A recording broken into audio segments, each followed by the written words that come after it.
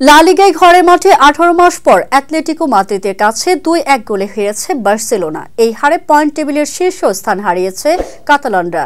আর চলতি মৌসুমে সব ধরনের প্রতিযোগিতায় এটা অ্যাটলেটিকোর টানা 12তম জয়।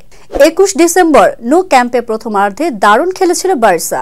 30 মিনিটের মাথায় গাভির বাড়িয়ে দেওয়া বল পেয়ে ডান পায়ের নিচু শট নিয়ে জালে জড়ান পেদ্রি। তার গোলে এগিয়ে থেকেই বিরতিতে যায় বার্সেলোনা।